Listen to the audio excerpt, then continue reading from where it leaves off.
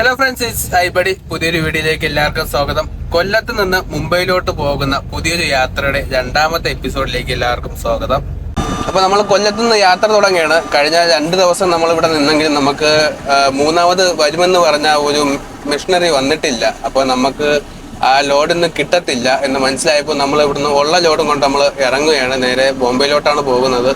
പോകും വഴി നമ്മൾ ഏതെങ്കിലും ലോഡ് സെറ്റാക്കാനുള്ള പ്ലാൻ ഉണ്ട്. അതുകൂടെ കിട്ടുകയാണെങ്കിൽ അതും കൂടെ എടുത്തുകൊണ്ടേ പോകാൻ പറ്റും. കാരണം നമുക്ക് ഈ 2 ചെറിയ ലോഡും കൊണ്ട് നമുക്ക് ബോംബെ വരെ ഓടിയാൽ ഒന്നും കിട്ടത്തില്ല, വാടകയൊന്നും കിട്ടത്തില്ല. അപ്പോൾ നമ്മൾ ഒരു ലോഡും കൂടെ അറേഞ്ച് ചെയ്യുന്നുണ്ട്. ഷെഡുകാർ തന്ന പണിയാണ് യഥാർത്ഥത്തിൽ. സിദ്ധികണ്ണം വന്നിട്ട് ഇപ്പൊ 5 ദിവസമായി, എന്നിട്ട് നമുക്ക് ലോഡ് കറക്റ്റ് ആയിട്ട് കിട്ടിയില്ല.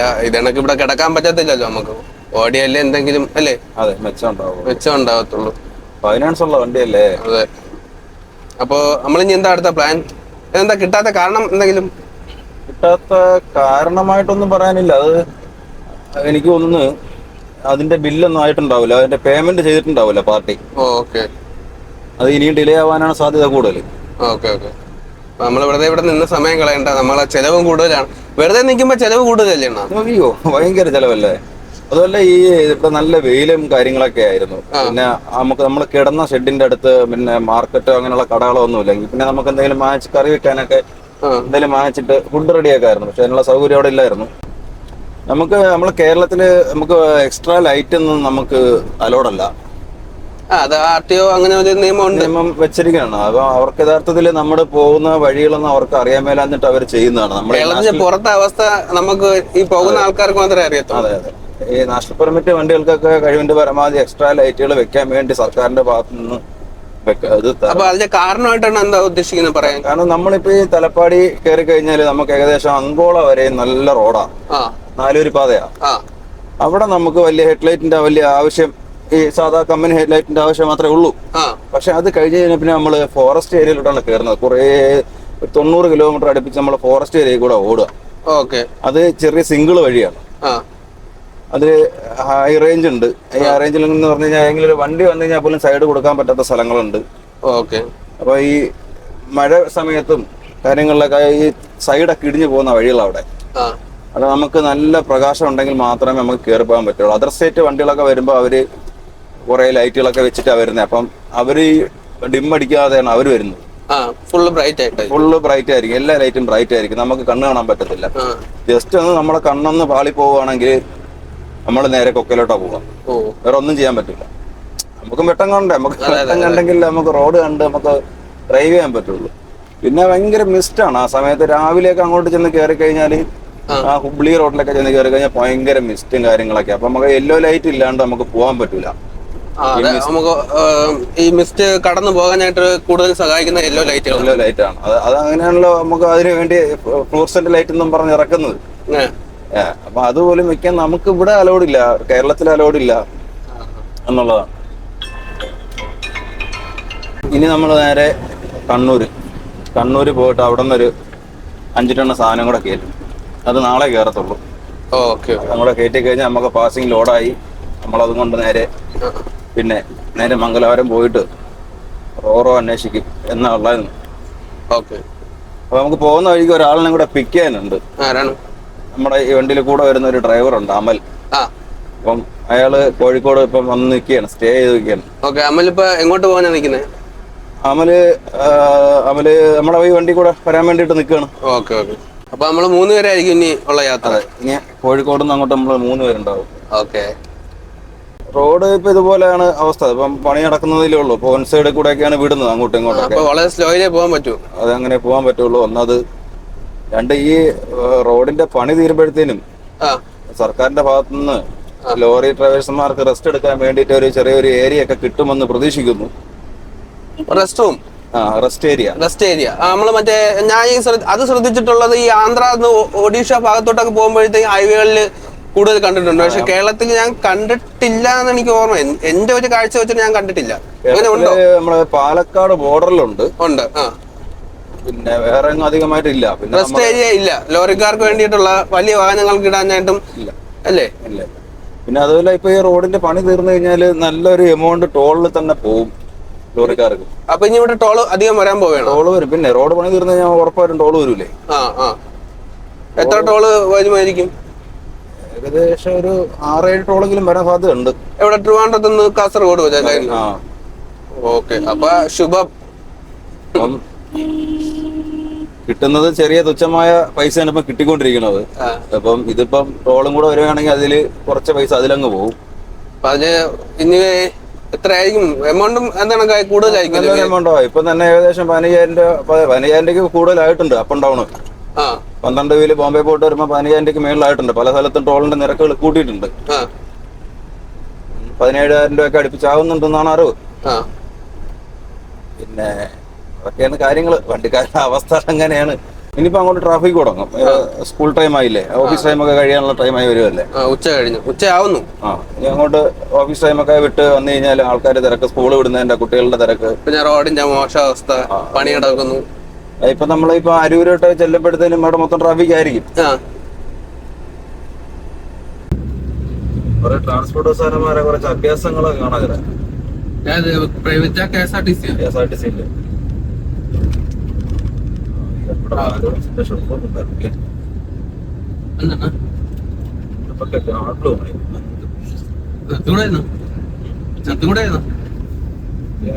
മറ്റേ മുട്ട പിടിച്ചിങ്ങനെ വരുമല്ലേ ബാഗിൽ ഒട്ടി ചവിട്ടി കഴിഞ്ഞാൽ അപ്പോഴേ ബാഗ് ബമ്പറിലിരിക്കും അമ്മര്.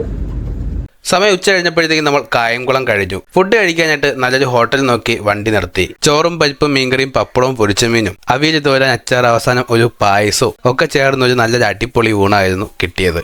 ഫുഡ് കഴിച്ച ശേഷം നമ്മൾ വീണ്ടും നമ്മുടെ യാത്ര തുടങ്ങി. നേരെ പോയത് അടുത്തുള്ള ഒരു പെട്രോൾ പമ്പിലോട്ടാണ്. ഫുൾ ടാങ്ക് ഡീസൽ അടിക്കാൻ ഉദ്ദേശിക്കുന്നത് മാഹിയിൽ നിന്നാണ്. ഡീസൽ വളരെ കുറവായതുകൊണ്ട് മാഹി വരെ എത്താനുള്ള ഡീസൽ അടിക്കാനാണ് നമ്മളിപ്പോൾ ഇവിടെ കയറിയത്. 10,000 രൂപയ്ക്ക് 105 ലിറ്റർ ഡീസൽ അടിച്ച ശേഷമാണ് നമ്മൾ പമ്പിൽ നിന്ന് വീണ്ടും യാത്ര തുടങ്ങിയത്. അത് ഇലക്ഷൻ അർജന്റിന്റെ സർക്കാരിന്റെ വണ്ടി തന്നെ കൊണ്ടുവന്ന് ഇടയിൽ കൂടെ കൊണ്ടുവന്ന് കുത്തിക്കയറ്റാണ്. ആരാ ഇലക്ഷൻ അർജന്റ് എന്ന് എഴുതിയിട്ടുണ്ട്. ഇലക്ഷൻ അർജന്റ് എന്ന് പറഞ്ഞിങ്ങനെ ലെഫ്റ്റ് സൈഡിൽ കൂടെ ഒന്ന് കയറണോ? അമാർക്കൊന്നും പോവാല്ലോ. അതൊക്കെ മറ്റേ ലീസിനെടുത്തിട്ട് ഓടണ വണ്ടികളായിരിക്കും. ഇവരൊക്കെ സംഭവം ഇത് ആൾക്കാരല്ലേ അണ്ണാ, ഇതൊക്കെ മുൻഗണനപ്പെട്ട ആൾക്കാരല്ലേ. പുളിക്കൽ ഗ്രാമപഞ്ചായത്ത് മലപ്പുറം വണ്ടിയാ. മലപ്പുറം വണ്ടി ഇവിടെ മലപ്പുറത്തുകാരുടെ ആരാ ഇടപാടാണ് സംഭവം.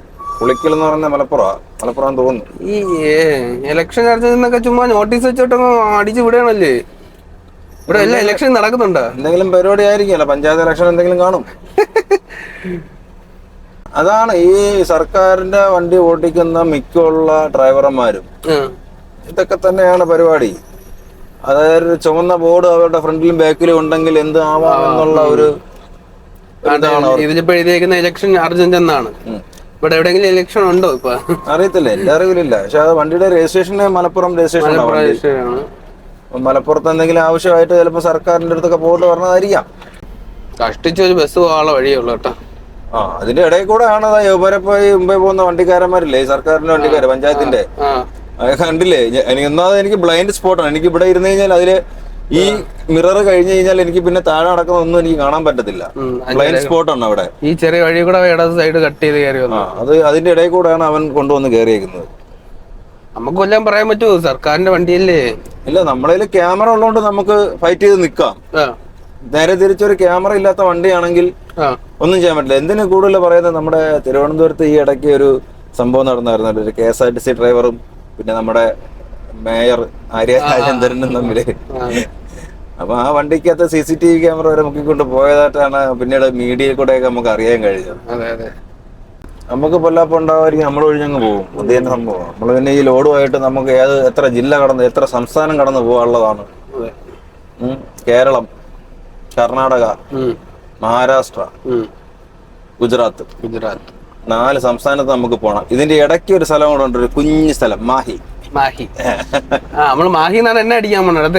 മാഹി എന്നാണ് നമ്മൾ എണ്ണ അടിക്കുന്നത്. എണ്ണ അടിച്ച് ഫുള്ളാക്കണം. അപ്പൊ അതുവരെ താൽക്കാലികമായിട്ട് നമ്മളൊരു 10,000 രൂപയ്ക്ക് അടിച്ചു നമുക്ക് അവിടെ വരെ എത്തിപ്പെടണമല്ലോ. അതെ. ഈ വണ്ടി ഡീസൽ തീർന്ന് വഴിയിലായി കഴിഞ്ഞാൽ പിന്നെ ഇത് ഭയങ്കര ചൊറ. ഈ BS6 വണ്ടി പിന്നെ അതിന്റെ ആഡ് ഒന്നും അടിക്കണ്ടായിരുന്നോ? ആഡ് ഉണ്ട്. നമുക്കത് ഇനിയിപ്പം കേരള മാഹി കഴിയുന്നതിന് മുമ്പായിട്ട് വാങ്ങിക്കാം. നമ്മൾ ഏത് കമ്പനി മേടിക്കുന്നത്? നമ്മള് ഭാരത് ബെൻസിന്റെ ഷോറൂമിൽ കയറി വാങ്ങിക്കും. ഓക്കെ. അവിടെ തന്നെ ആഡ് ബ്ലൂവിന് ഒരുപാട് ബ്രാൻഡ് ഉണ്ടല്ലേ? അപ്പം ഭാരത് ബെൻസിന്റെ വണ്ടിക്കാർക്ക് അവർ കമ്പനി സാധനം തന്നെയാണ് യൂസ് ചെയ്യുന്നത്. അത് മൈലേജ് കിട്ടാൻ വേണ്ടിയിട്ട് വണ്ടിക്ക് വേറെ പമ്പിനൊന്നും വേറെ കംപ്ലൈന്റ് വരാതിരിക്കാൻ വേണ്ടിയിട്ട് ഭാരത് ബെൻസിന്റെ തന്നെയാണ് ചൂസ് ചെയ്യണത്. ചിലവര് ഭാരതിന്റെ പമ്പിൽ കയറിയിട്ട് അവിടെ നിന്ന് അത് വാങ്ങിച്ചു ഒഴിക്കും. ചിലവർ HP ഒഴിക്കും. HP വലിയ കംപ്ലൈന്റ് ഒന്നും ഇല്ലാത്ത സാധനമാണെന്നാണ് അറിവ്. ഇന്ത്യൻ ഓയിലിന്റെ ഹാർട്ട് ബ്ലൂവിനെ പറ്റിയിട്ട് ഇതുവരെ ഒരു ഇത് വന്നിട്ടില്ല. കമന്റ് വന്നിട്ടില്ലെന്നാണോ? നല്ല അഭിപ്രായം, മോശം അഭിപ്രായം? നല്ല ഒരു അഭിപ്രായം ഇതുവരെ കേൾക്കാൻ ഉണ്ടായിട്ടില്ല. ഭാരതിന്റെ കിട്ടുന്നത് MAK എന്ന് പറയുന്ന മാക് എന്ന് നമ്മൾ വിളിക്കും. അതിന്റെ ഹാർട്ട് ബ്ലൂ ആണ് നമ്മൾ ഉപയോഗിച്ചോണ്ടിരുന്നത് എന്റെ ഇതിന് മുന്നേ ഇരുന്ന വണ്ടിയിൽ. അതിന് വേറെ കംപ്ലൈന്റ് ഒന്നുമില്ല. അത്യാവശ്യം നല്ല മൈലേജ് ഉണ്ടായിരുന്നു ഹാർട്ട് ബ്ലൂവിന്. ഭാഗ്യമുണ്ടെങ്കിൽ നമുക്ക് ഏതൊരു ട്രാഫിക്കിലും കുടുങ്ങാതെ ഇടപ്പള്ളിയിൽ ചെന്ന് കയറാം. ഇനി അടുത്ത സ്റ്റോപ്പ്, അടുത്ത മെയിൻ ആയിട്ടുള്ള ഏരിയ എന്ന് പറയുന്നത് ഇടപ്പള്ളി, എറണാകുളം. ഇടപ്പള്ളി അല്ല, അരൂര് ടോളിൽ ചെന്ന് കയറും. അരൂര് കഴിഞ്ഞാൽ പിന്നെ നമ്മുടെ വൈറ്റില. വൈറ്റില കഴിഞ്ഞാൽ പിന്നെ ഇടപ്പള്ളി. ഇടപ്പള്ളിന്ന് നമ്മൾ നേരെ ഗുരുവായൂർ റോഡ്, തിരൂര്, താനൂര്, ചമ്മറവട്ടം, അങ്ങനെ കയറി നേരെ ചെന്ന് കോഴിക്കോട്. കോഴിക്കോട് കഴിഞ്ഞിട്ട് നമുക്ക് കണ്ണൂരല്ലേ പോകേണ്ടത്? നമുക്ക് കണ്ണൂരാ പോകേണ്ടത്. തുടങ്ങി. നമുക്ക് ഭാഗ്യമുണ്ട്, ട്രാഫിക് കിട്ടിയിട്ടുണ്ട്. പാലം പണിയൊക്കെ ഏകദേശം മട്ടമൊക്കെ കണ്ടു തുടങ്ങിയല്ലേ? അവിടെ ഒന്നും മട്ടം പോലും ഇല്ല, തട്ടൊന്നും ഇല്ല. ഇനിയിപ്പോ ഇവിടെ ഈ പണിയൊക്കെ ഇപ്പൊ പെട്ടെന്ന് പൂർത്തീകരിച്ചു കഴിഞ്ഞാൽ പിന്നെ മേളിൽ കൂടെ വണ്ടി വിടും. ഉദ്ഘാടനം ഒന്നും ചെയ്യാൻ നിൽക്കില്ല, മേളിൽ കൂടെ വണ്ടി പെട്ടെന്ന് വിടാൻ നോക്കും. അത്രയും ബ്ലോക്ക് ആണല്ലേ? അതെ. നമുക്ക് ഇന്ന് എത്തിച്ചെന്ന നമുക്ക് നാളെ രാവിലെ ലോഡ് കയറ്റി അവിടെ നിന്ന് ഇറങ്ങാം. അവിടെ നിന്ന് ഇറങ്ങി നേരെ മംഗലാപുരത്ത് പോയി റോറോ ഉണ്ടോന്ന് അന്വേഷിച്ചിട്ട് അവിടുന്ന് റോറോയിൽ കയറി പോവാം. റോറോയിൽ കയറി പോണം, അതാണ് നമ്മുടെ ലക്ഷ്യം. അതെ. കയറിയിട്ട് വേണം 2 ദിവസം റെസ്റ്റ് എടുക്കാൻ, ഡ്യൂട്ടി ഇല്ലാതെ. അതെ. പിന്നെ ബാക്കി നമുക്ക് ട്രെയിൻ അങ്ങ് കൊണ്ടുപോയിക്കോളും. ട്രെയിൻ കൊണ്ടുപോകും. അപ്പൊ നമ്മള് ഇനി കണ്ണൂരിൽ നിന്ന് എടുക്കാൻ പോണ ലോഡ് എന്താണെന്നാണ്? അത് മൈക്ക എന്ന് പറയുമ്പോ പ്ലൈവുഡിന്റെ വേറൊരു സാധനം. വലിയ വെയിറ്റ് ഉണ്ടാവും. ഇത് പൊടിയ പൗഡർ ആണ്? അല്ലല്ല, പ്ലൈവുഡ് പോലെ ഇരിക്കും. പ്ലൈവുഡിന്റെ അതിങ്ങനെ ചുരുട്ടി എടുക്കാൻ പറ്റും. ഓക്കെ.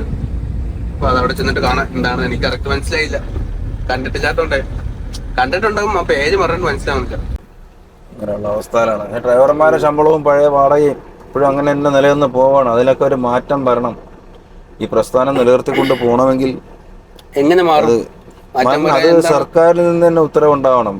ഇപ്പം ഇത്ര കിലോമീറ്റർ. അതെ, ശരിയാണ്. നമുക്ക് ഓട്ടയ്ക്ക് തന്നെ ഒരു മിനിമം ചാർജ് എന്ന് പറയുന്ന ഒരു കണക്കുണ്ട്. അതെ. ഇപ്പൊ ലോറിക്ക് ഒരു മിനിമം വാടക ഇത്ര കിലോമീറ്റർ എന്നുള്ള ഒരു കറക്റ്റ് ഒരു കണക്ക് വേണം. അതെ.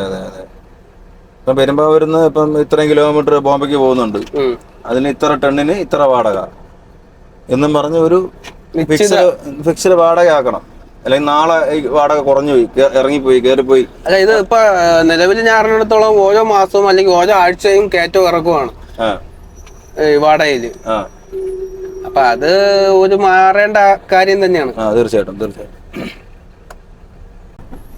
മുതലാവുന്നില്ലടോ. ഇതൊക്കെ നമ്മൾ വർഷങ്ങളായിട്ടിരുന്ന് ഓടിച്ചോണ്ടിരിക്കുന്നത്, നമുക്കൊന്നും മുതലാവണ്ടേ. ഈ ഉപ്പോട്ട് കർപ്പൂരം വരെ എല്ലാത്തിനും വില കൂടി. ദിവസം തോറും ഡീസലിനൊക്കെ വില കൂടിക്കൊണ്ടുണ്ട്. ഡ്രൈവർമാരുടെ ശമ്പളം ഇപ്പോഴും പഴയത് തന്നെയാണ്. അങ്ങോട്ടും പോയിട്ടില്ല, ഇങ്ങോട്ടും പോയിട്ടില്ല. മുതലാളിമാരെ നല്ല രീതിയിൽ മുതലാളിമാർക്ക് ബാലൻസ് ഒക്കെ ഉണ്ടാകുന്നതാണ് അറിവ്. അവരും കഷ്ടത്തിലാ ഉള്ളത്. നല്ല ബാലൻസ് ഒന്നുമില്ല. പഴയതിനെക്കാട്ടിയും ഇപ്പം ഡ്രൈവർമാർ കൂടുതൽ ശ്രദ്ധിച്ച് മൈലേജ് ഒക്കെ പിടിച്ച് ഓടുന്നുണ്ട്. അവർക്ക് ആ പഴയ ബാലൻസ് അവർക്ക് ഇപ്പോഴും നിലനിർത്തി പോകുന്നുണ്ട്. അവർക്ക് വണ്ടിക്ക് വാടക മാറുന്നില്ല.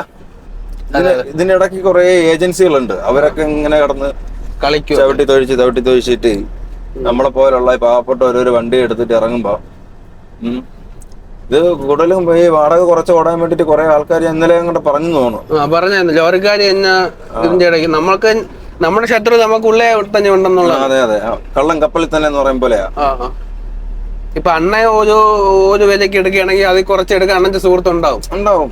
നമ്മളെ സുഹൃത്തുക്കളല്ല, വേറെ ആൾക്കാർ. ഏറ്റവും കൂടുതൽ തമിഴ്നാട്ടിൽ നിന്ന് വരുന്ന വണ്ടികളാണ് ഏറ്റവും കൂടുതൽ വാടക കുറച്ച് പെരുമ്പാവൂർ ഭാഗത്ത് നിന്നൊക്കെ ബോംബെയിലോട്ടൊക്കെ പോകുന്നു. തമിഴ്നാട് വണ്ടികളാണല്ലേ? തമിഴ്നാട് വണ്ടികൾ. അവർക്ക് പിന്നെ വിഷയമില്ല. അവരെ എങ്ങനെയാ അത് മുതലാക്കുന്നത് നമ്മൾ എത്ര ചിന്തിച്ചിട്ട് നമുക്കത് മനസ്സിലാവുന്നില്ല. അവര് ന്യൂട്രടി കൂടുതലാണ്. അവര് റണ്ണിങ്ങിന് വണ്ടി ന്യൂട്രടിക്കല് മൈലേജ് കൂട്ടും. അതെ. മൈലേജ് കിട്ടുമ്പോഴത്തേക്കും അവർക്കൊരു എങ്ങനെ നോക്കിയാലും 10,000 രൂപയുടെ മൈലേജ് ഒക്കെ അതെ, എണ്ണയുടെ ലാഭമൊക്കെ പിടിച്ചു കൊടുക്കുമെന്ന് കേട്ടിട്ടുണ്ട്. ഈ ന്യൂട്രൽ അടിക്കുന്നത് നല്ലതാണ് മോശമാണ്? മോശമാണ്. ന്യൂട്രൽ അടിച്ചു കഴിഞ്ഞാൽ വണ്ടിക്ക് മൈലേജ് കിട്ടും. പക്ഷെ പെട്ടെന്ന് നമുക്കൊന്ന് ബ്രേക്ക് ചെയ്യണമെന്ന് തോന്നിക്കഴിഞ്ഞാൽ വണ്ടി നമ്മൾ ഉദ്ദേശിക്കുന്നിടത്ത് നിൽക്കത്തില്ല. വണ്ടി വേറെ എങ്ങോട്ടെങ്കിലും പൊക്കളയും, കൈവിട്ട് പൊക്കളയും വണ്ടി. ഇനി ന്യൂട്രൽ ആയി കഴിഞ്ഞാൽ വണ്ടിക്ക് പിന്നെ ഏതൊരു ബന്ധവുമില്ല. വണ്ടിയുടെ എഞ്ചിൻ ഭാഗമായിട്ട് ഏതൊരു ബന്ധവുമില്ല. വണ്ടി ഒന്നുമില്ല. വണ്ടി അങ്ങ് പോവും. നമ്മൾ വിചാരിക്കുന്നിടത്ത് ചവിട്ടിയാൽ നിൽക്കത്തുമില്ല. ഇത് കൂടുതലും ഇറക്കമുള്ള ഭാഗത്താണ് ട്രൈ ചെയ്യുന്നത്. ഈ TN വണ്ടികളൊക്കെ ഏറ്റവും കൂടുതൽ ഈ ഇറക്കത്ത്, അതായത് നമുക്ക് നാളെ നമുക്ക് ചിലപ്പോൾ കാണാൻ പറ്റും. ഈ കയറ്റത്തെ ഒരു പെതുക്കെ കയറി പോകത്തുള്ളൂ. പെതുക്കെ എന്ന് പറഞ്ഞു കഴിഞ്ഞാൽ നമ്മൾ നടന്നു പോയി കഴിഞ്ഞാൽ ചിലപ്പോ ആ വണ്ടി മറികടന്ന് നമുക്ക് പോകാൻ പറ്റും. അതിനെക്കാട്ടി സ്ലോവിൽ അവര് പോകുന്ന കയറ്റത്ത്. അത് കഴിഞ്ഞതിന് ശേഷം ഇറക്കത്തെ ഒരു പോക്കങ്ങ് പോകും. ഈ ഇടയ്ക്ക് ബെൽഗാം എന്ന് പറഞ്ഞ സ്ഥലത്ത് ഒരു ആക്സിഡന്റ് നടന്നായിരുന്നു അങ്ങനെ ഒരു TN വണ്ടി. ഈ ബെൽഗാം എന്ന് പറയുന്നത് എവിടെയായിട്ട്? കർണാടകയില. ഓക്കെ. നമ്മളെ കഴിവിന്റെ പരമാവധി കാറുകാരായിട്ട് ബുദ്ധിമുട്ടിപ്പിക്കാതെ കയറ്റി വിടും. കാരണം നമുക്ക് ഈ സ്ലോവിനാണ് പോവേണ്ടത്. നമുക്ക് എന്തായാലും സ്പീഡിന് പോകാൻ പറ്റത്തില്ല. പിന്നെ ഈ ട്രാഫിക് ആയി കിടക്കുമ്പോ അപ്പൊ നമ്മൾ എന്താക്കും, ഇപ്പം ബസ് പ്രൈവറ്റ് ബസ് ട്രാൻസ്പോർട്ട് ഉണ്ടെങ്കിൽ ഞാൻ സൈഡ് ഉണ്ടെങ്കിൽ ഞാൻ കയറ്റി വിടും. കാരണം അവര് നമ്മളെ ബാക്കി കിടന്നിട്ട് ഏതൊരു കാര്യമില്ല. അവര് ഓടിപ്പോണെങ്കിൽ പൊക്കോട്ടെ എന്നുള്ളൊരു ഇതാണ്. പക്ഷെ ചില കാറുകാരൊക്കെ ഉണ്ട്, ഇവന്മാരെ കയറ്റി വിട്ട് കഴിഞ്ഞാല് ഇവന്മാരെ ഫ്രണ്ടിൽ കയറുന്ന ഭയങ്കര കളി കളിക്കും. പിന്നെ നമുക്ക് ബ്രേക്ക് ചവിട്ടി പോകാൻ പറ്റുള്ളൂ. അവര് മനസ്സിലാക്കേണ്ട ഒരേ കാര്യം എന്ന് പറഞ്ഞാല് നമ്മളെ വണ്ടി എയർ ബ്രേക്ക് ഉള്ള വണ്ടിയാണ്. എയർ ബ്രേക്ക് ആണ് വണ്ടി സിസ്റ്റം. നമ്മളെ വണ്ടി ബ്രേക്ക് പെഡലിൽ കാല് വയ്ക്കുമ്പോൾ തന്നെ എയർ പൗണ്ട് കുറഞ്ഞു വരും. അത് ഒരു 7-8 തവണ നമ്മൾ ബ്രേക്ക് ചവിട്ടുമ്പോഴത്തേനും ഓട്ടോമാറ്റിക്കായി എയർ നേരെ താഴോട്ട് പോയി കഴിഞ്ഞാൽ ഒറ്റയടി കുറഞ്ഞു കഴിഞ്ഞാൽ അങ്ങനെ കുറയാൻ സാധ്യതയില്ല. പക്ഷെ നമ്മൾ അതിനെ കുറിച്ച് ചിന്തിക്കണം. കാറുകാർ, ചെറിയ വണ്ടിക്കാർ ചിന്തിക്കണം. ബാക്കി വരുന്ന എയർ വണ്ടിയാണ് പറഞ്ഞത്. അത് 3-4 ചവിട്ടി കഴിഞ്ഞാൽ ബ്രേക്ക് കിട്ടാനുള്ള കൗണ്ട് എത്രയാണ്? 6-ന് മേളിൽ. അപ്പൊ നേരെ ഇത് ചവിട്ടി കിട്ടാതെ വന്നു കഴിഞ്ഞാൽ നേരെ ഇതിൽ വന്ന് ആക്സിഡന്റ് ആവും എന്നുള്ള കാര്യം ചെറു വണ്ടിക്കാർ ചിന്തിക്കണം. അത് വെച്ചിട്ടാണ് ഈ വലിയ വണ്ടിക്കാരത് നമ്മൾ അഹങ്കാരം പറയണതൊന്നുമല്ലപ്പാ. നമുക്ക് ഈ കുറെ അനുഭവങ്ങൾ ഉള്ളതുകൊണ്ട് പറയുന്ന. അത് മര്യാദക്കുള്ള ഡ്രൈവറാട്ടോ, മര്യാദയുള്ള ഡ്രൈവറാണ്. റോഡ് ടാറ് വിട്ട് ഒതുക്കി വെച്ച് തന്നു. വേറെ മിക്കുള്ള ഡ്രൈവർ നോക്കിക്കോ, എപ്പോഴെങ്കിലും വീട്ടിൽ കാണിച്ചു തരാം. മിക്കുള്ള ഡ്രൈവർമാരും ഇതിപ്പോ എത്ര കിലോമീറ്റർ ആണ്? ഇതാണ് ട്രാഫിക് ഒരുപാട് ദൂരമായാലും നമ്മള് ഏകദേശം അരമണിക്കൂറായിട്ട്. ഇനിയിപ്പോ ഇവിടെ നിന്ന് അങ്ങോട്ട് ഇത്തിരി ടൈറ്റ് ആവും. കാരണം സ്കൂളും കാര്യങ്ങളൊക്കെ ഉള്ള സ്ഥലം. ഇത് തന്നെ സ്കൂളാണ് ഇവിടെ, സാന്റാക്രസ് പബ്ലിക് സ്കൂൾ, എരമല്ലൂര്. അപ്പൊ നമുക്ക് പിന്നെ ഒരു സൗകര്യം എന്ന് പറയുന്നത് വണ്ടിക്കകത്ത് AC ഉള്ളതാണ്. ചൂട് കുറവുണ്ട്, ക്യാബിൻ നല്ല തണുത്തിരിപ്പുണ്ട്. അതൊരു വലിയൊരു ആശ്വാസം തന്നെയാണ്.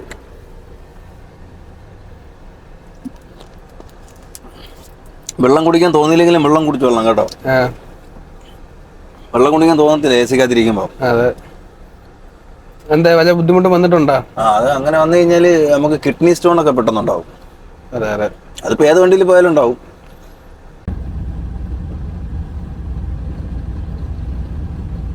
ബാക്കിലും പൊങ്ങുന്നു. പിന്നെ ഹാർനസ് ഒന്നും ഇല്ലല്ലോ. ഇതിനകത്ത് ഞാൻ ഓപ്പറേഷൻ സിസ്റ്റം വണ്ടി ഓടിച്ചോണ്ട് സേഫ്റ്റി ബെൽറ്റ് ഒന്നും ഇല്ലല്ലോ. ഓട്ടിക്കുന്ന എവൻ തന്നെയാണ് ഓട്ടിക്കുന്നത്. ആഹാ, കൊള്ളാലോ വണ്ടി.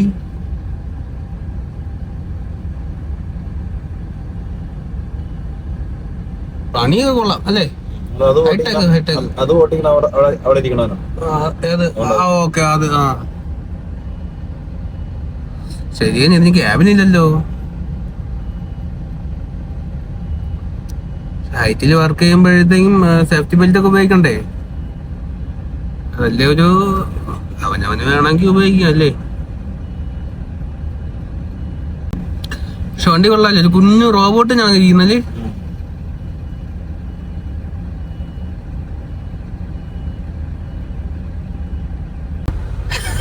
കൈയും കെട്ടിയ നിങ്ങള്.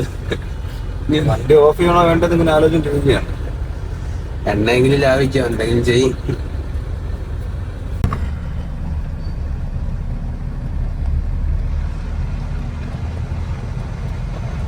നമ്മുടെ പാളത്തിന്റെ ഭീമാണല്ലേ. അങ്ങനെ ബ്ലോക്ക് എല്ലാം മാറി നമ്മൾ നല്ലൊരു റോട്ടിൽ കയറി. എവിടെ എത്തിയെണ്ണ ഇപ്പൊ? ഇതാ അരൂര് കഴിഞ്ഞു. അരൂര് ഇത് പാലം, അത് കഴിഞ്ഞാൽ ടോള്. ഇതൊക്കെ കാണുമ്പോഴാണ് എടുത്ത് വെള്ളത്തിലൊന്ന് ചാടാൻ നമുക്ക് തോന്നും. കായലരികത്ത് വലയെറിഞ്ഞപ്പം വളകിലുക്കിയ സുന്ദരി എന്നാ വെള്ളം പോണണ്ട. വെള്ളം മാത്രമല്ല, ബോട്ടും പോണുണ്ട്. ബോട്ടാണ് കെട്ടി വിളിച്ചോണ്ട് പോകുന്നത്. രണ്ടിനെയും കൂടെ രണ്ടല്ല 3 വെള്ളം. മൂന്നെണ്ണത്തിനെ കൊണ്ടുപോകണത് മറ്റേ ബോട്ടുകാരനാ. ഇവിടെ മത്സരം ഉണ്ടായിരുന്നോ? ഇപ്പൊ മത്സരമുണ്ട്. ഇതിപ്പോ നമ്മള് ഏത് ജില്ലയിലാണ് നിൽക്കുന്നത്? എറണാകുളം കയറി നമ്മൾ. അങ്ങനെ നമ്മൾ എറണാകുളം കയറി. കൊല്ലം, ആലപ്പുഴ, എറണാകുളത്ത് നേരെ ഇടപ്പള്ളിന്ന് നേരെ ചമ്രവട്ടം, തിരൂര്, താനൂര്, അങ്ങനെ നേരെ ചാടി കോഴിക്കോട് വഴി കണ്ണൂര്. കോഴിക്കോട് നേരെ കണ്ണൂര് എത്തിയാൽ നമുക്ക് അടുത്ത ലോഡ് എടുക്കാം. ഇതേ ടോളാണ്. പേരെന്താ? ഇതാണ് അരൂര് ടോൾ. അജൂർ. ഇത് ഞാൻ ശ്രദ്ധിച്ചിട്ടില്ല. മിക്കവാറും വണ്ടി റിവേഴ്സ് പോകേണ്ടി വരും. എന്താണ്? കാരണം ഫാസ്ടാഗില് പൈസ ഉണ്ടോ എന്നുള്ള കാര്യത്തിൽ ചെറിയൊരു സംശയം ഉണ്ട്. പാവം പിടിച്ച പണിക്കാർ. നമുക്ക് വേണ്ടി അങ്ങനെ തുറന്നിട്ടേക്കുമല്ലേ? കയറി പോട്ട്, നിർത്തണ്ട. പോട്ടെ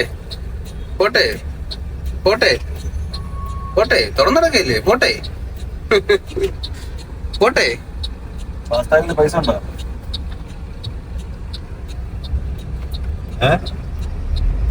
പോട്ടെ. ഇല്ലെങ്കിൽ ചെയ്തിട്ട് വരെ. ഈ ഒരു ബിൽഡിങ്ങിനെ കുറിച്ചാണെന്ന് തോന്നുന്നു. എന്റെ ചേട്ടൻ പണ്ട് ഇതുവഴി വന്നപ്പോ ഇവിടെ പണ്ട് ഒരുപാട് നാളും ഉണ്ടായിരുന്നു. അപ്പൊ ഈ ഒരു ബിൽഡിങ് ഇത് തന്നെ കേട്ടാ. ഇത് തന്നെ അതിനെ കുറിച്ച് അറിയാമോ? ബിൽഡിങ്ങിനെ കുറിച്ച്? ബിൽഡിങ് കെട്ടിക്കൊണ്ടുവന്നപ്പം പിന്നെ കൺസ്ട്രക്ഷന് എന്തോ ഒരു ചെറിയൊരു പിഴവ് വന്നിട്ട് അങ്ങനെ ചെറിയൊരു ചരിവ് ഉണ്ടെന്ന് കണ്ട പറഞ്ഞിട്ട് ആ ബിൽഡിംഗ് പൊളിക്കണമെന്ന് പറഞ്ഞാൽ കണ്ട എന്താ ഒരു പേപ്പർ ഉണ്ടാവും. അത് സഹിക്കാൻ വയ്യാതെ അയാൾ ആത്മഹത്യ ചെയ്യുന്നതാണ് അറിവ്. എത്ര വർഷമായി കാണും? ഒത്തിരി വർഷമായി കാണാം. കണക്കൊന്നും കറക്റ്റ് എനിക്കറിയില്ല. അങ്ങനെ ഒത്തിരി വർഷമായിട്ടുണ്ട്. പാവല്ലേ? പിന്നെ ഉള്ള പൈസ എല്ലായിട്ട് എന്തെങ്കിലും ബിസിനസ്സോ എന്തോ ഫ്ലാറ്റ് ആണെന്ന് തോന്നുന്നത്. അത് ഫ്ലാറ്റുകാരന് കിട്ടിയത്. ഇത്തരം ജീവനും പോയി, അതുകൊണ്ട് ഉപയോഗമില്ലാതായി. ഒരു ഉപയോഗമല്ല, ആർക്കും ഇല്ലാണ്ടായി പോയി.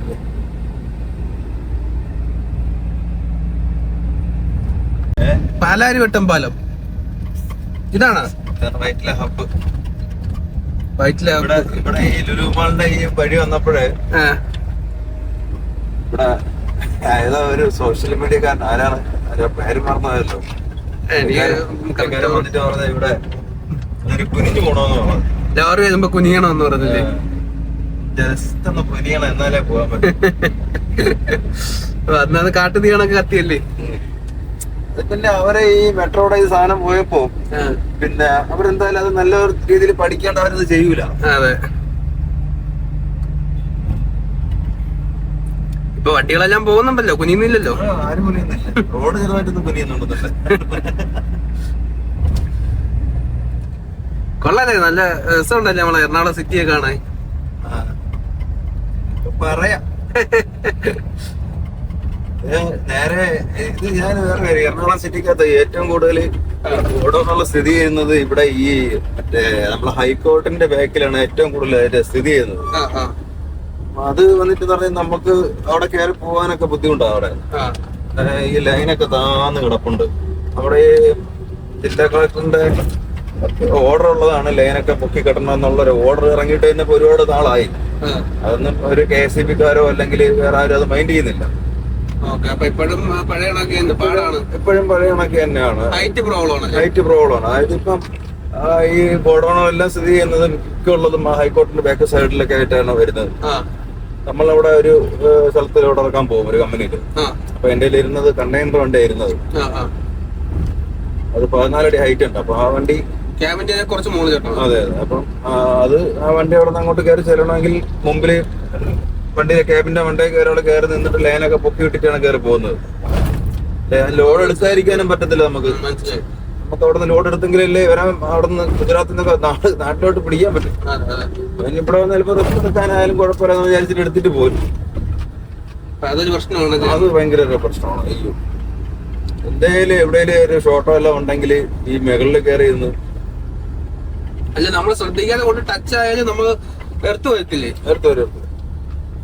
ഇനി വണ്ടിക്കകത്തിരിക്കണോണ്ട് വലിയ പ്രശ്നം വരില്ല. ടയർ മുന്നിലുള്ള നേരെ നേരെ നമ്മൾ നേരെ തിരിച്ചാണ് നമ്മൾ വണ്ടി ഇറങ്ങിയിട്ടാണ് ഇതൊക്കെ ചെയ്യുന്നതെങ്കിൽ കറക്റ്റ് നമ്മൾ ഷോക്ക് അടിക്കും. ആൾക്കാരാണ് ഇതൊക്കെ, ഇതുപോലുള്ള ആൾക്കാരാണ് ഇവിടെ ആക്സിഡന്റ് സൃഷ്ടിക്കുന്നത്.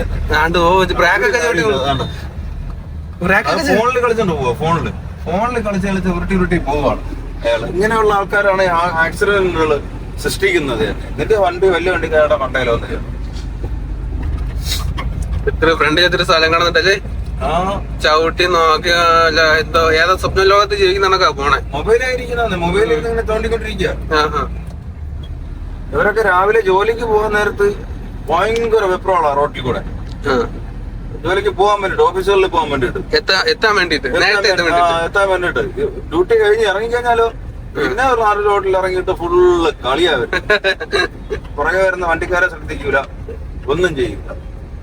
അവരവന്റെ കാര്യം നോക്കി ഇങ്ങനെ പോകുന്ന കുറെ ആൾക്കാർ ഇവിടെ ഇഷ്ടം പോലെ പേരുണ്ട്. ഈ റോഡില് ഇഷ്ടം പോലെ പേര് നമുക്ക് കാണാൻ പറ്റും. സമയം ഏകദേശം സന്ധ്യ ആയപ്പോഴത്തേക്ക് നമ്മൾ ചേരാനല്ലൂർ എത്തി. ഒരു ചായ കുടിച്ച് കുറച്ചു നേരം റെസ്റ്റ് എടുത്ത് പതുക്കെ പോകാമെന്ന് വിചാരിച്ച് ഇറങ്ങിയതാണ്. സിദ്ധിക്കണ്ണൻ ഒരു ചായയും ഞാനൊരു ലൈം ജ്യൂസുമാണ് കുടിച്ചത്. കൂടെ കഴിക്കാനായിട്ട് കാടമുട്ട റോസ്റ്റും ചിക്കൻ റോളും ഒക്കെ എടുത്ത് നമ്മളും കഴിച്ചു. ചായയൊക്കെ കുടിച്ച് കുറച്ചു സംസാരിച്ചതിന് ശേഷം കടയിൽ നിന്നിറങ്ങി വണ്ടി എടുത്ത് വീണ്ടും യാത്ര തുടങ്ങി. നേരം ഇരുട്ടും തോറും ട്രാഫിക് ജാമും കൂടി വരുന്നുണ്ട്. ഒരുപാട് ട്രാഫിക് ബ്ലോക്കുകളിൽ പെട്ട് പതുക്കെയാണ് മുന്നോട്ടുള്ള യാത്ര പോയിക്കൊണ്ടിരിക്കുന്നത്. സമയം രാത്രി 10 ആയപ്പോഴത്തേക്ക് നമ്മൾ മലപ്പുറം കുറ്റിപ്പുറത്തെത്തി. നല്ല ചൂട് ദോശ കഴിക്കാനായിട്ട് നല്ലൊരു തട്ടുകട നോക്കിയാണ് നമ്മൾ കയറിയത്. ദോശയും ചിക്കൻ ഫ്രൈയും നല്ല അടിപൊളി ഫുഡ് തന്നെയായിരുന്നു നമുക്ക് ഇവിടെ നിന്ന് കിട്ടിയത്.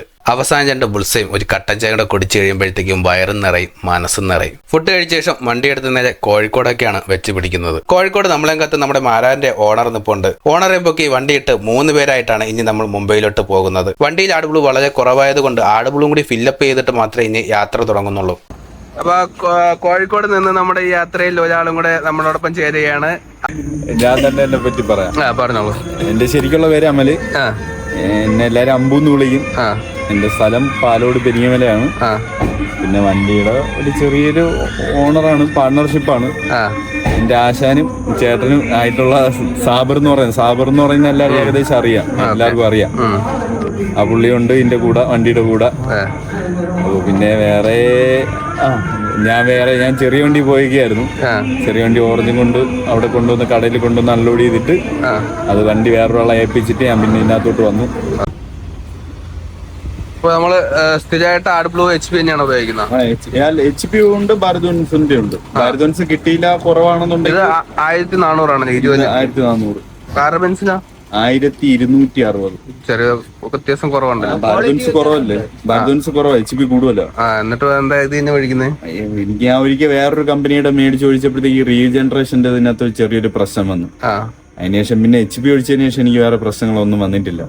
അങ്ങനെ അതിനുശേഷം HP ബെറ്റർ HP ആണെന്നാണ് പറയുന്നത്. എനിക്ക് അങ്ങനെയാണ് തോന്നുന്നത് എന്റെ അനുഭവത്തില്. കൊയിലാണ്ടിക്ക് അടുത്ത് കാപ്പാട് എന്ന് പറഞ്ഞ സ്ഥലമാണ്. കാപ്പാടിനടുത്ത് പൂക്കാട് എന്ന് പറയും. ബീച്ച് സൈഡ് കാപ്പാട്, വാസ്കോഡി ഗാമ വന്ന ഏരിയ ആണിത്. പ്രശസ്തമാണപ്പോൾ ഇവിടെ ടൂറിസം ഡെവലപ്പ് ചെയ്യാനുള്ള പരിപാടിയൊക്കെ ഉണ്ട്. എല്ലാവരുടെ സപ്പോർട്ട് വേണം. ഉണ്ടാവും പിന്നെ ഉറപ്പായിട്ട്. റാണി എങ്കിൽ റാണി മോളിലിരിക്കുന്നത്. റാണി ഇത് റാണി. ഇത് മാംഗോ ജ്യൂസ്, അൾമറായിന്റെ ജ്യൂസ്. നമുക്ക് റാണി മാത്രം മതി. റാണി 3 എണ്ണം. റാണി 3 എണ്ണം. एक दो 3 ഓക്കെ.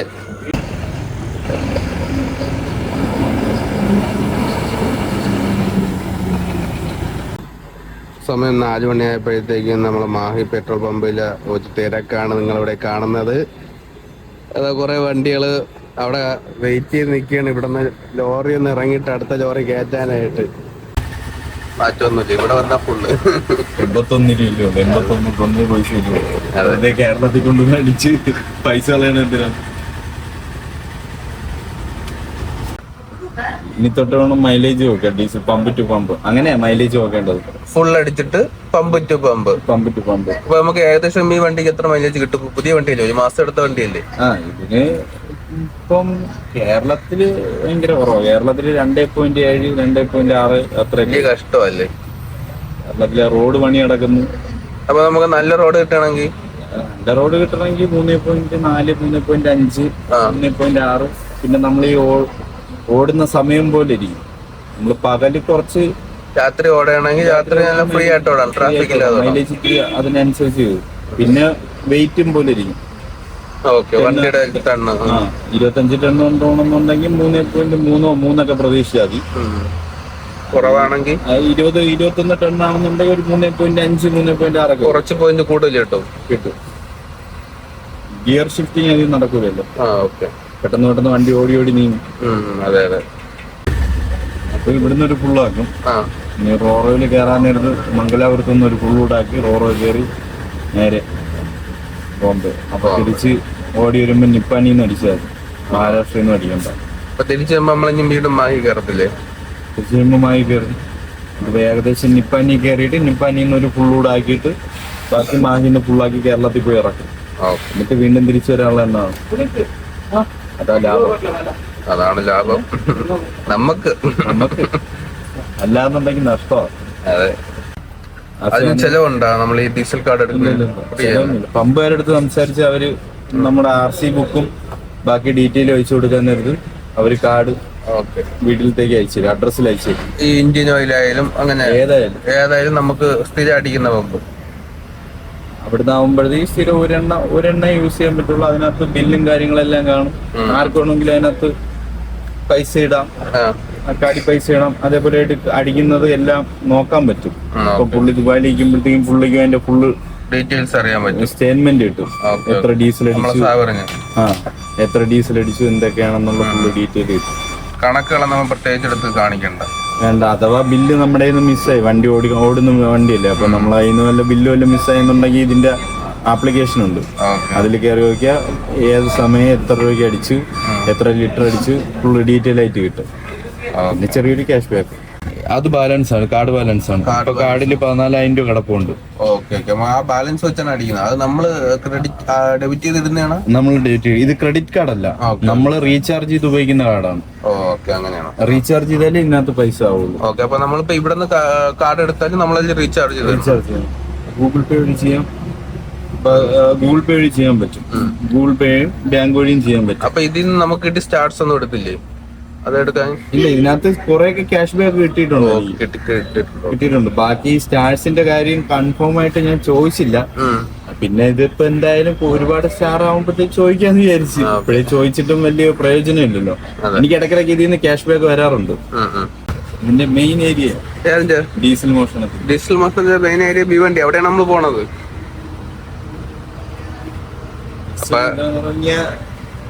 നമുക്ക് കുറച്ചും കൂടെ പ്രൊട്ടക്ഷൻ കൊടുക്കണ്ടേ? ഇവിടെ ഒരു ലോക്കൊന്നും വെക്കണ്ടേ നമുക്ക്? പിന്നെ ഈ ബോഡി എല്ലാം പണി ഇറങ്ങിയപ്പോ ടൈം കിട്ടിയില്ല. പിന്നെ അങ്ങോട്ടും ഇങ്ങോട്ടും പിന്നെ വെച്ച് കളിച്ചുകൊണ്ടിരുന്ന് കഴിഞ്ഞാൽ ലോണ് കാര്യങ്ങള് അടുത്ത പ്രാവശ്യം എന്തായാലും 2 വർഷം കഴിയുമ്പോ ടെസ്റ്റ് അല്ലേ, 2 വർഷം ഒന്ന് ശ്രദ്ധിച്ചു ഓടിയാ കുഴപ്പമില്ല. പിന്നെ ഭീവണ്ടിയിൽ ഇറക്കി കഴിഞ്ഞ് കഴിഞ്ഞാൽ ഭീവണ്ടി കിടക്കണമെന്നുണ്ടെങ്കിൽ ആരെങ്കിലും ഒരാൾ ഉറങ്ങൂല. ഒരാളെപ്പോഴും കാണും. ഇല്ലാന്നുണ്ടെങ്കിൽ ഡീസൽ പോകും. ഇനി അത് എത്ര ലോക്ക് വെച്ചാലും അവർ ഉരുക്കുണ്ടോ. അവിടെ ഏറ്റവും കൂടുതൽ മോഷണം നടക്കുന്ന ഡീസലിന് മോഷണം അവിടെയാണ്. ഇന്ത്യയിൽ വെച്ച് നോക്കണേ ഏറ്റവും കൂടുതൽ അവിടെ എന്റെ അറിവില്.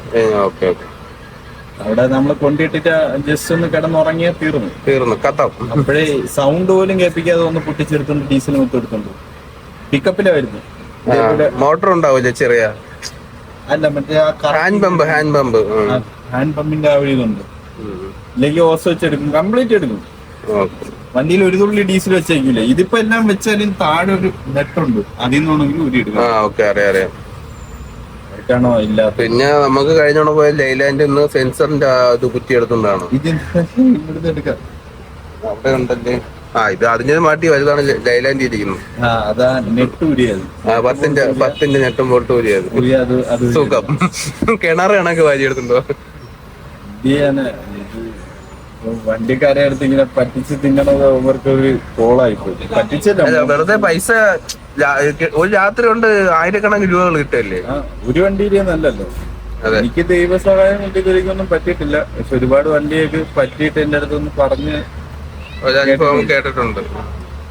കൂടുതലും അവര് ഈ ഇത്രയും ദൂരം വണ്ടി ഓടിച്ചിട്ട് ക്ഷീണിച്ചിട്ട് വന്ന് നടന്ന് ഉറങ്ങിപ്പോവും. നമ്മള് 10-17 മണിക്കൂറൊക്കെ ഓടുന്നതുണ്ട്. അപ്പൊ അവരൊന്ന് ഉറങ്ങുമ്പോ ഇവര് സൗണ്ട് പോലും കേൾപ്പിക്കാതെ വന്ന് പൊട്ടിച്ചോണ്ട് പോകുന്നത്. രാവിലെ വണ്ടി സ്റ്റാർട്ട് ചെയ്യാൻ നേരത്തെ ഡീസൽ ഇല്ലാന്ന് അപ്പോഴായിരിക്കും ഡീസൽ കാണുമ്പോഴായിരിക്കും നോക്കുന്നത്, അറിയുന്നത് ഡീസൽ പോയെന്ന്. നാഗാലാൻഡ്, കർണാടക, മഹാരാഷ്ട്ര, തമിഴ്നാട്, അങ്ങനെ ഒരു ഇന്ത്യയിലെ പല ഭാഗത്തുനിന്നും ഇവിടെ വരുന്നുണ്ട് എണ്ണ അടിക്കാൻ. 326 ലിറ്റർ ഡീസൽ അടിച്ചപ്പോഴത്തേക്ക് നമ്മുടെ മാരാന്റെ ടാങ്ക് ഫുള്ളായി. മാഹി പമ്പിന്ന് ഡീസൽ അടിച്ച് നമ്മൾ നേരെ കണ്ണൂരിലേക്ക് യാത്ര തുടങ്ങി. ഇന്നത്തെ യാത്ര ഇവിടെ വെച്ച് അവസാനിക്കുകയാണ്. വീഡിയോ എല്ലാവർക്കും ഇഷ്ടപ്പെട്ടു എന്ന് വിശ്വസിക്കുന്നു. നാളത്തെ യാത്രാ വിശേഷങ്ങളുമായിട്ട് പുതിയ വീഡിയോയിൽ വീണ്ടും കാണാം.